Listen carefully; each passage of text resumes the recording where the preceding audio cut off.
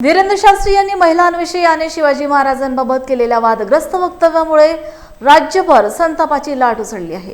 वर्धेत आयटकसह विविध सामाजिक संघटना रस्त्यावर उतरल्या आहेत। यात आयटकचे नेते दिलीप उटाणे, नगराध्यक्ष सुधीर पांगुळ, काँग्रेस नेते डॉक्टर अभ्युदय मेढे, मनोज चांदूरकर सह मोठ्या संख्येने महिला पुरुष सहभागी झाले होते। यावेळी अशा भोंदू बाबांवर कठोर कारवाई करण्याची मागणी करण्यात आली। जय भवानी, जय भवानी, जय शिवाजी।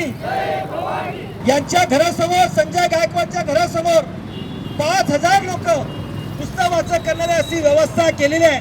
आपल्याही वर्धा जिल्ह्यातून 2 ट्रॅव्हल्स जाणार आहेत आणि ज्या कोणा लोकांना जाता येईल त्या ठिकाणी गेलं पाहिजे। आम्ही देखील जाणार आहोत। आमच्या कामगार संघटना ठिकाणी जातील। महाराष्ट्रातल्या कोल्हापूरचे लोक निघालेले आहेत आणि म्हणून त्या ठिकाणी त्याला आव्हान केलेलं आहे की बाबा तूही बस, तुझं मत सांग आणि आमच्या पुस्तकातलं मत आम्ही सांगतो। अशा पद्धतीची भूमिका आज करण्याची गरज आहे। आणि म्हणून या ठिकाणी पुरोगामी महाराष्ट्रामध्ये जे शिवाजी महाराजाला फक्त मुस्लिमांच्या विरोधी भूमिका म्हणून त्याच्यामध्ये वापर केला जातं, त्या पुस्तकामध्ये सर्व नमूद आहे। मी काही विषय जाणार नाही। ही पुस्तक यासाठी सगळ्यांना वाटतोय की आतापर्यंत आपल्या जिल्ह्यामध्ये आपण 6000 पुस्तकं आपण वाचलेले आहेत। तिथे सुधीर भाऊ असतील, सुधीर भाऊ यांच्याकडे देखील स्टॉल आहे। पुस्तकाचा पूर्णपणे विक्री इथे करतायत। आमच्याकडे जेवढ्या पुस्तकं होत्या 6000 पुस्तकं, त्याच्यापैकी आमच्याकडे फक्त 80 पुस्तकं तिथे उपलब्ध होत्या। काही पुस्तकं एका लग्न मंडपामध्ये न्यायचं देणार आहोत।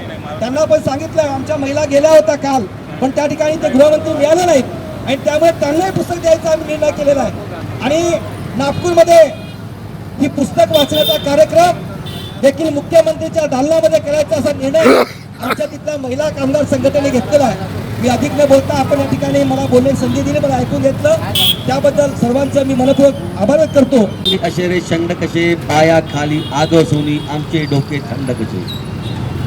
मित्रांनो, आग लावणाऱ्यांनी आग लावली आहे। ज्या छत्रपतीच्या मावळे आपण खूप आहोत, त्या छत्रपतींनी जाऊन आज 4400 वर्ष पूर्ण झाले, तरी पण त्या छत्रपती विचारधारा त्या मातीशी रुजलेली आहे।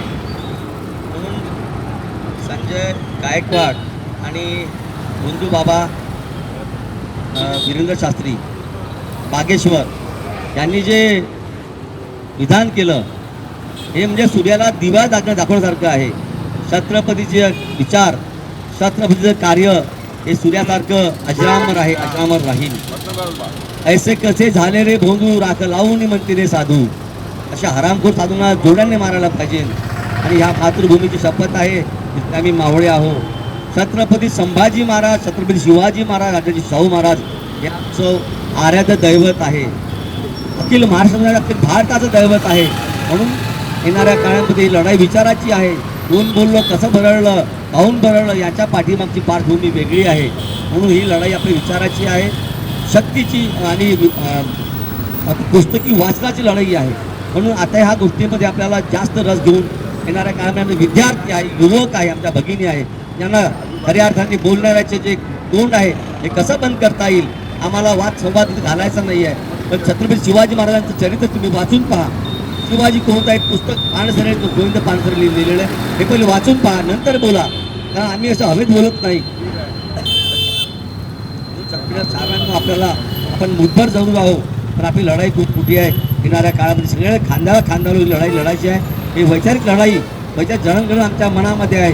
सुसंस्कृतपणा कुठे आहे, कसा आहे आम्हाला दिसतो आहे।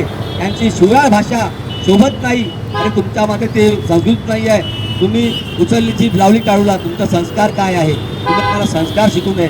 म्हणून ज्या भडवेगिरी करणाऱ्यांनी, असे भोंदगिरी करणाऱ्यांनी समाजामध्ये विष पेरू नये।